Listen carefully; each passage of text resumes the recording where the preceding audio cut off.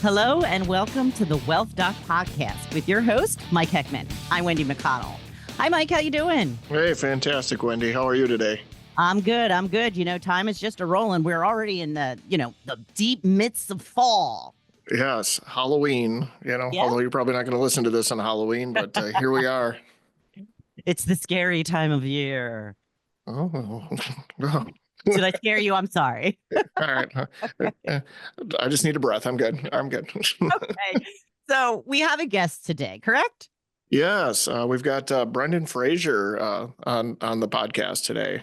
So Brendan was kind enough to come and do a talk for our clients and got great reviews. And I'll go through his bio as far as like why we invited him out. But he's one of those good humans, that you enjoy and can spend an evening with, and then just kind of fills your tank versus emptying it.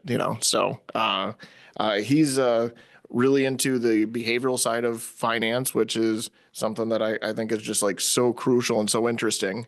He serves as the chief behavioral officer at RFG Advisory, who we affiliate with, and has his own podcast, The Human Side of Money. He focuses on advisors and their clients, with the emotional and psychological side of money.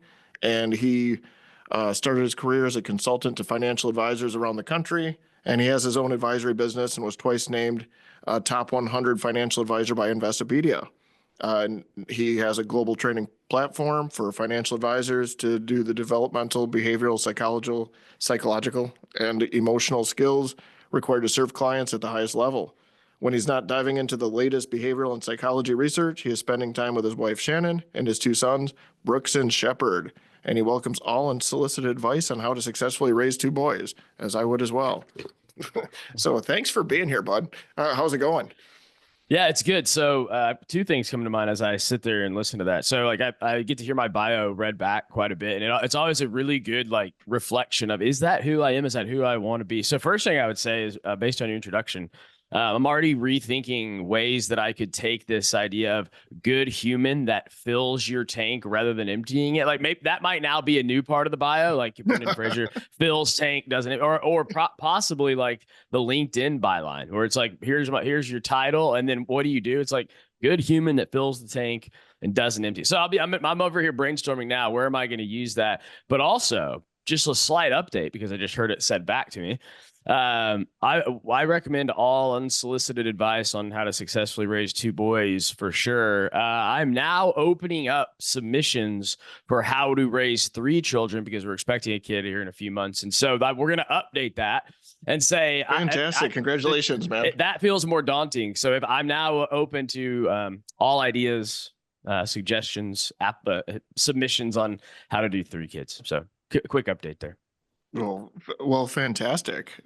Fantastic. So when we talk about the importance of the human side of money, the psychology, emotion, and behavior, what do we know about this importance? Like what's it about?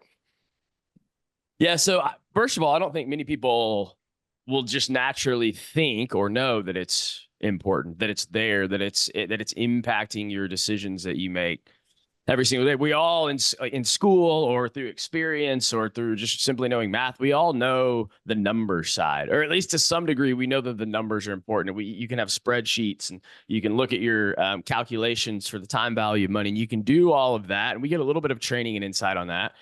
But what nobody really ever delves into is this other factor that we all know exists, but nobody really tells us about. And that's the behavior and the psychology and the emotions that go with money. And so I always think about, like, y'all hear people say all the time that, I know the things that I need to do. It's just really hard to do them. Like I feel, or people will start feeling a little bit like shameful about what they're doing with their money. They're like, I know I shouldn't be doing this, but blank.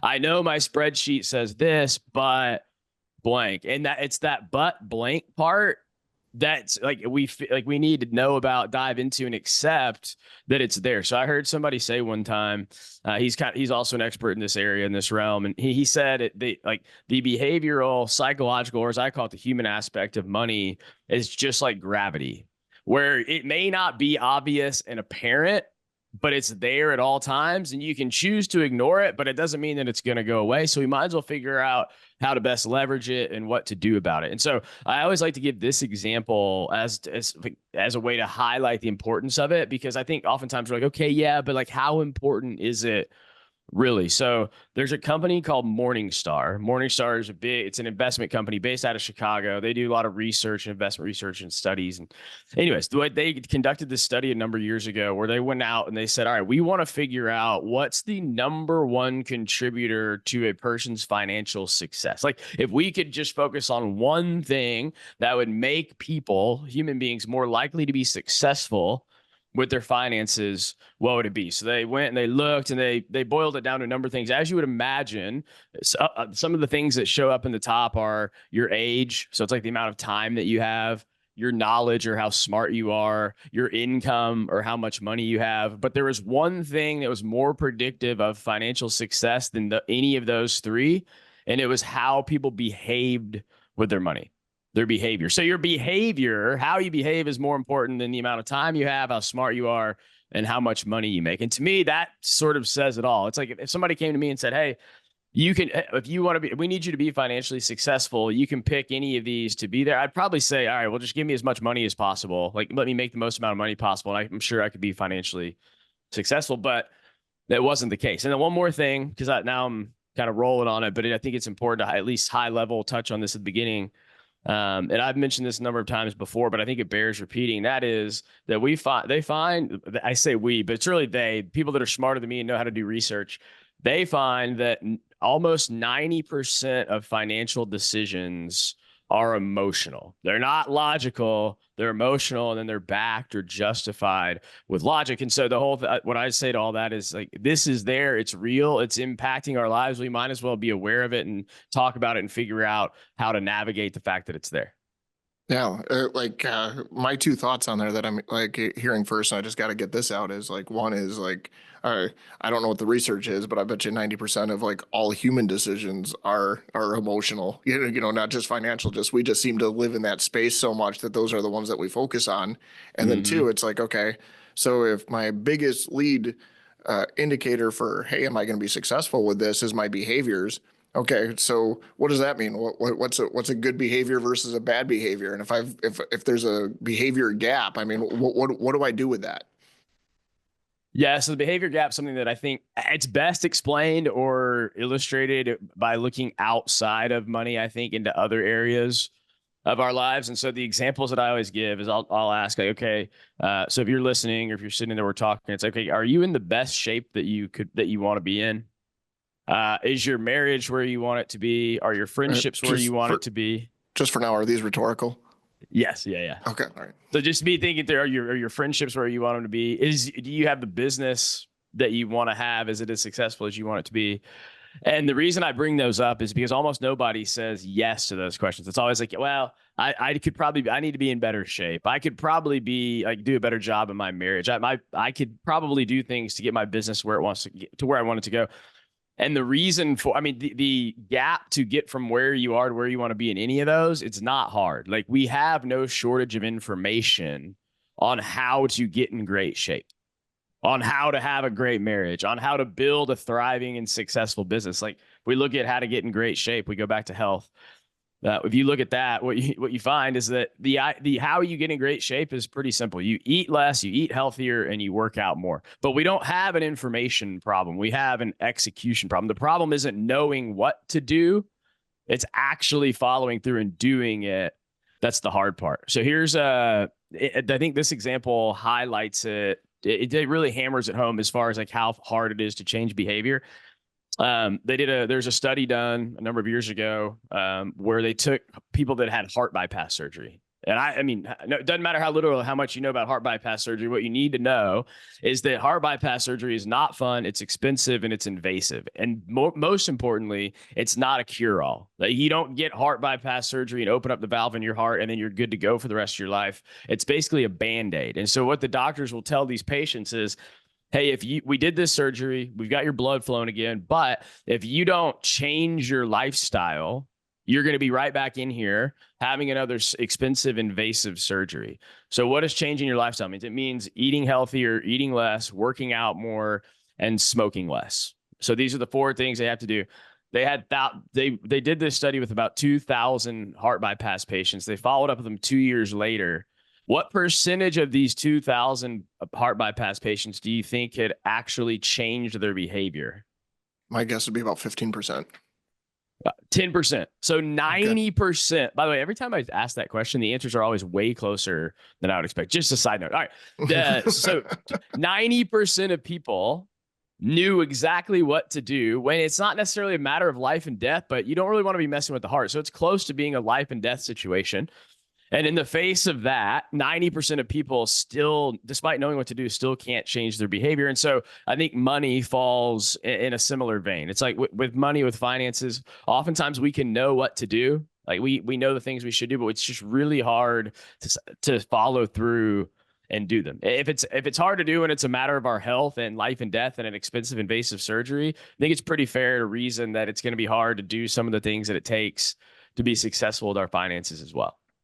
Well, and then I think part of like what we do is like there's so much information out there, so it's not that anybody's uninformed, but unintentionally misinformed. It's Yep. like so as you're getting this information, and especially like with the cycle we're in now is like there's so much emotionally charged stuff to try to influence in those directions. Do you have any advice or tips, for somebody who has their as they're watching the news, reading their social media, whatever, just how to like maybe buffer or insulate themselves from like getting themselves all worked up for something that's probably not worthy of that much attention? Yeah, I have a really good idea. And in fact, this is grounded in a lot of research and a lot of studies. It's just don't do it. Right. Like, and I know it's, if you don't consume it, it can't pollute your mind. It's like, if you don't eat dessert every night, you're not going to gain weight. But the problem is that like literally the way that they design the TV channels, these news stations, these segments, the way that they design social media is for you to be addicted to it. I mean, maybe not like literally addicted, but they design it so that you get hooked on it. So you have to come back. It happens in the brain. Your brain like loves scrolling through social media. It loves watching politics and getting worked up and confirming its beliefs. So the best way to not let that like pollute your thinking is not to eat it. But just like dessert, it tastes good and it feels good, so it's hard not to do it. I think the best way, and this goes for, again, money, but all areas of life, the best way to resist in the face of temptation is to zoom out and just always think bigger picture around like, what do I actually want? What's most important to me? So whenever I'm sitting there and I'm staring this dessert's looking right at me, I look at it and I go, all right, I could eat that, but what I'm going to feel worse tomorrow when I need to be present and active with my kids. What's more important to me, eating this dessert now or being present and active with my kids tomorrow?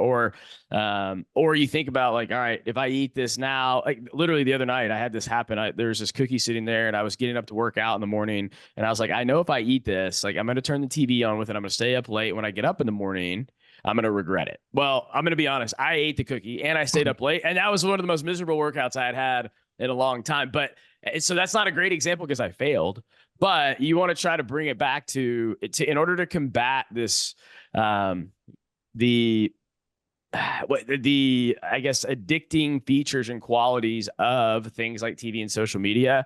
You've just got to be really intentional and go, why am I making this decision, and bring it back to the thing that's actually most important, not what feels good in the moment. Pulling back to money then. So like we've got this stuff that is just kind of like our human, how we're wired. So like what psychological factors do we have then that really impact our money decisions, going back to money? Yeah, that's a great question. And I look at these oftentimes and I think of them as these are usually, when you look at making a big financial decision or just any financial decision, that decision's being guided by something. Like your decision whether to buy this car or move into this house or that house, your decision whether to go out to eat or to stay in, whatever it is, it's always being guided by something. And so the key is to know the things that are influencing your decisions, because if you're not aware of them, then they're happening and you don't know why it's happening. So some of the key ones, some of the main ones that we know of are, you look at both your past and you look at both your future and your past. So when you think about the future, here's what we know. We know that we see our future self as nothing more than a stranger. Like, I'm just as likely to save money for retirement for my 65-year-old self, my future self, as I am the stranger down the street that I've never met. And that's because the current self is really, really selfish. The current self wants to drive and dictate and go, hey, we can buy this today. We don't need to worry about the tomorrow. That's the future self. Let him worry about that, right? And so that's one of the main things. If you're thinking about if you're thinking about a force that's driving your decision based on the future, that's one of them. The thing that really is a driving force for our financial decisions that, again, we don't think about a lot, but I think if you spend enough time thinking about it, you start seeing it play out, is our past. And when I say our past, what I mean is the realization or the fact that the majority of our attitudes, beliefs, and behaviors around money are formed in our childhood years. There's been some research that says that the majority of like your core beliefs, behaviors, and attitudes around money are formed by the time you're 7 years old, which for those of us that are parents feels like a lot of pressure, by the way. So, but those things, we start forming beliefs and behaviors and attitudes around money, and then we form those, and then we bring them into whatever phase of life you're in. And those are beliefs that have been rooted, that are still there, that are guiding the decisions that we make. So I had a client one time who her father owned a business when she was growing up. He was an entrepreneur, owned this business. The business failed. It went under for a variety of reasons. And then they had to sell their house and move into this, like, as she remembers it, like this small little shack type thing where her family was like in this confined area together. She was sharing a room with her two siblings, didn't like it. Obviously, it was uncomfortable. And what she learned from that is that owning your own business is risky, and she never wants that for her family. And so to this day, she's had ideas. She's never actually made the decision to start her own business because it's too financially risky. She feels better in the stability of a corporate W-2 consistent salary job instead of the risk of owning her own business. Now, does that mean it's the wrong decision? No. But what we want to like harp on, what we want to know is, we want to be intentional about our decisions, not making this decision because of something that I experienced as a child and I'm not aware of. We want to go, hey, here's why I haven't started a business, because I had this experience. This is what's happening. You become aware of it, you acknowledge it, and then you can ask, like, is that belief still serving me well, or should I be thinking about it differently? So it's really about making intentional decisions rather than a decision that was made based on a belief that was formed when she was barely out of kindergarten. That feels like related, like when I've heard you talk, like with our clients, that you talked about like your personal money mission statement. Can you define for our listeners like what that is and what that means? Yeah, so that's a great question, Mike, and actually a perfect segue from what I just said a second ago. So well done, Mike. You're obviously a natural at this. If left to our own devices, we make money decisions based on something. Like I was saying a minute ago, if we're not aware of it, there's always something that's guiding our decisions. So we want to be more intentional about how we're making decisions. There's a quote that I love that there's an author that says that there's two possible outcomes in life. Either you choose to live it intentionally, or it'll be chosen for you. And I think the same can be said for money. There's two possible outcomes with your money. Either you choose to spend it intentionally or use it intentionally, or it will be chosen for you. Like in those examples that we just gave a minute ago, where it's based on a past belief. And so what a money mission statement does is, just like you would think of it in the business world, just like businesses have mission statements so that they can be clear on what's important and where they're headed and where they want to go. A money mission statement, it serves the same purpose. It helps you narrow down what's really, truly most important to you, so that you can be clear on that. And it serves as this North Star, this guiding light, or this lens through which to make your financial decisions. And so I go through a whole step-by-step process on how to actually create or build your own money mission statement. But just to give you an idea of what it feels like or sounds like, it would start with something like, money's purpose in my life is to blank, or the purpose of money in our lives is blank.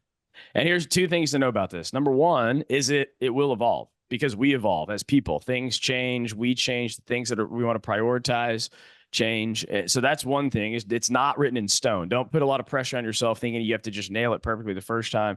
Second thing is, if you have a spouse or a partner, you each come up with your own, and then you get back together and come up with a family mission statement. So those are always the two questions that I get are, okay, so how do I do it? What about if we have what if we have a family? What if I'm married?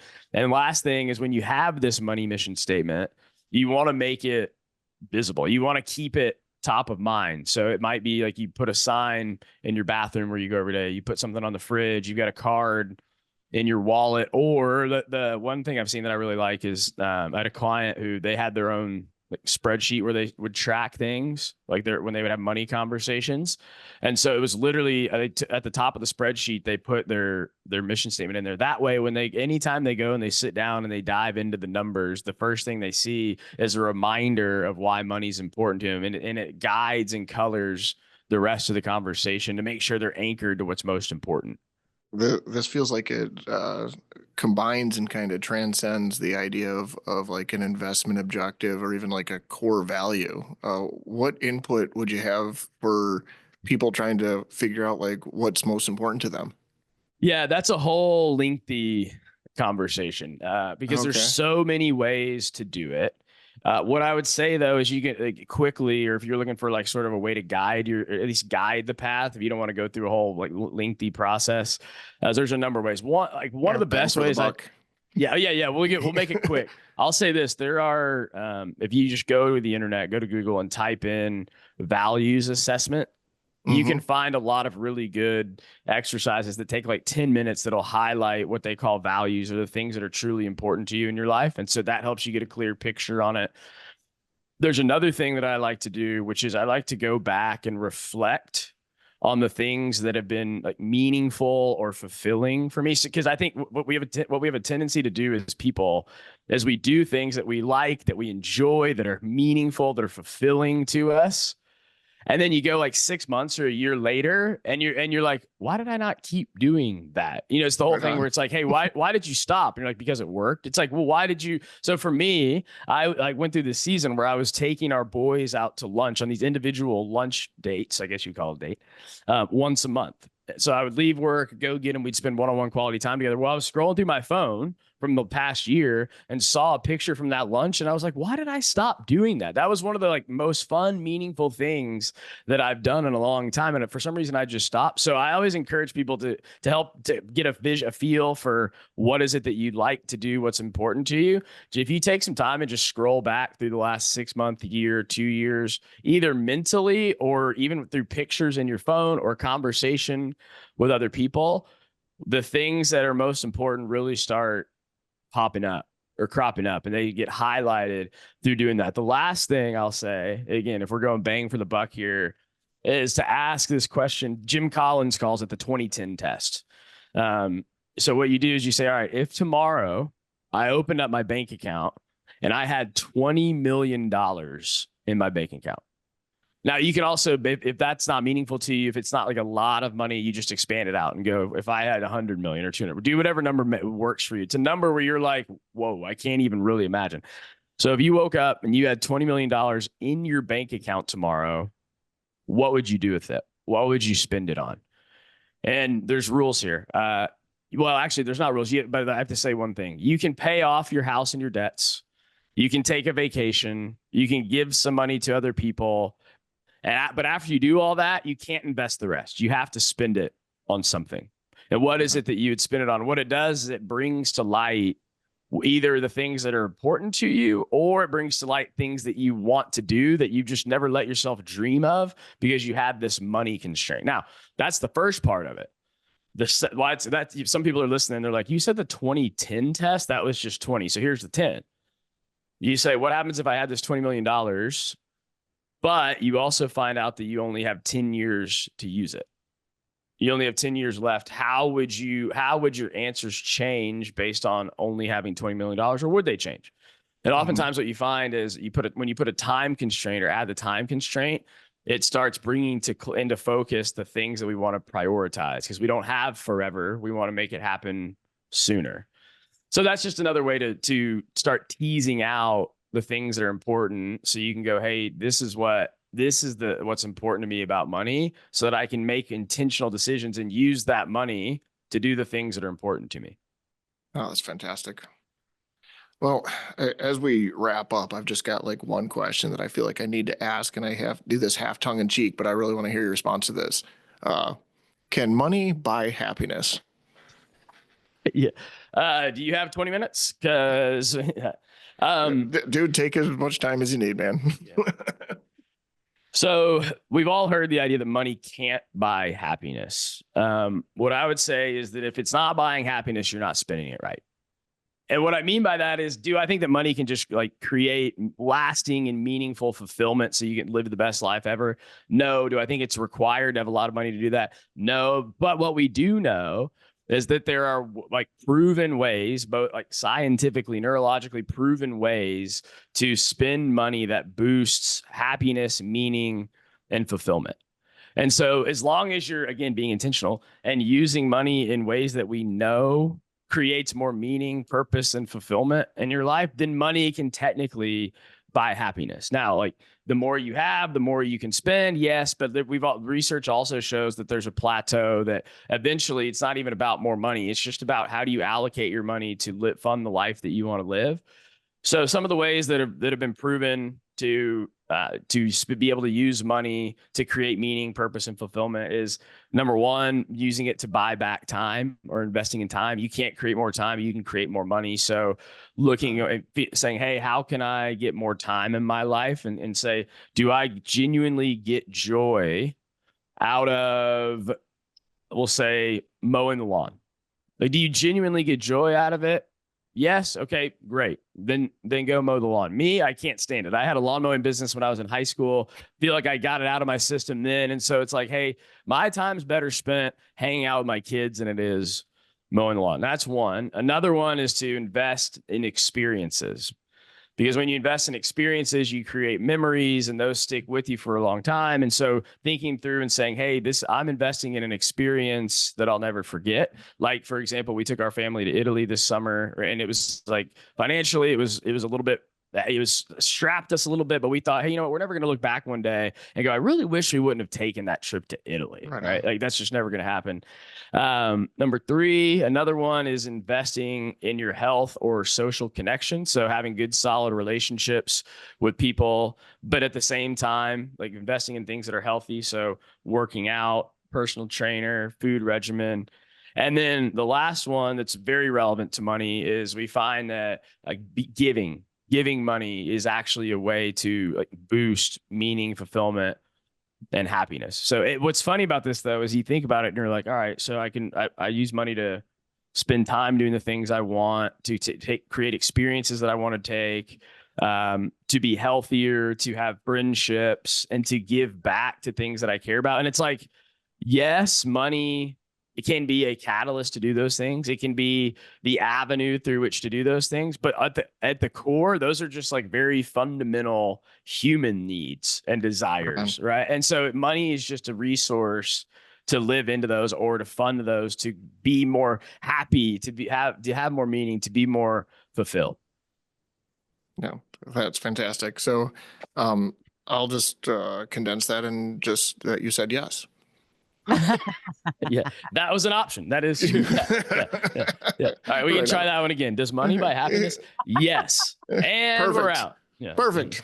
Hey, Brendan, oh my gosh. I just always enjoy reconnecting with you. And I guess any last thoughts before we sign off?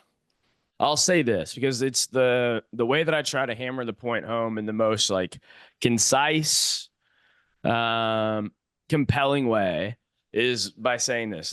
Just remember that I've never met anybody, and nobody exists who actually wants to maximize their wealth. Nobody actually wants to maximize their net worth. They just want to maximize their life. And the key is to figure out, how do you use your money to fund the life that you want to live? Right on. Right on. Thanks again, man. I appreciate you coming in tonight. Yeah, thanks for having me. And thank you for giving me my new LinkedIn byline in addition to the bio of being a good human that fills up tanks. That is thanks enough, right? So, Brendan, how do people get in touch with you? How do they find you? I'm on LinkedIn all the time. So Brendan Frazier on LinkedIn. You can also go to the RFG Advisory website. There's a page there that has a bunch of my resources listed, newsletter, all that good stuff. Okay. And Mike, how can people get in touch with you if they have some questions?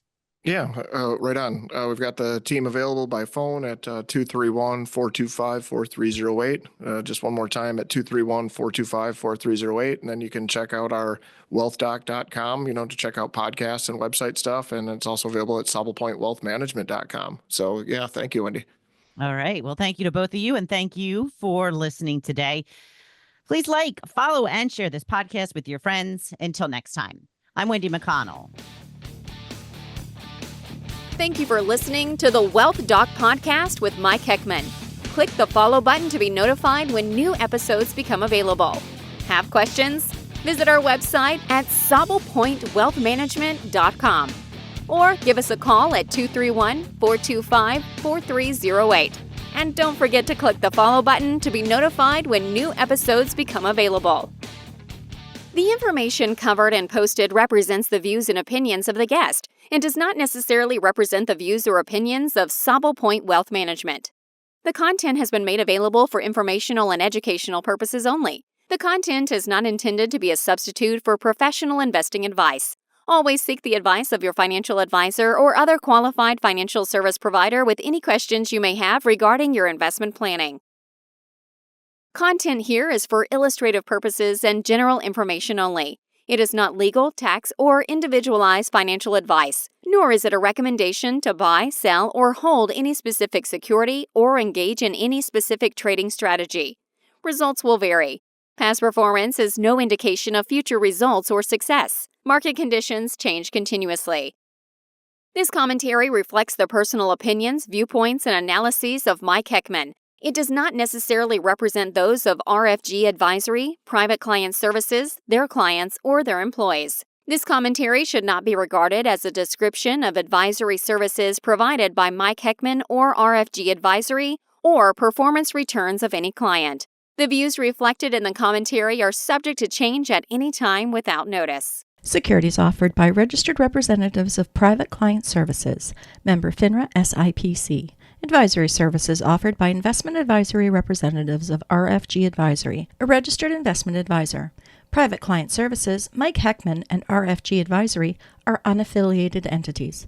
Advisory services are only offered to clients or prospective clients where RFG Advisory and its representatives are properly licensed or exempt from licensure. No advisory services may be rendered by RFG Advisory unless a client agreement is in place.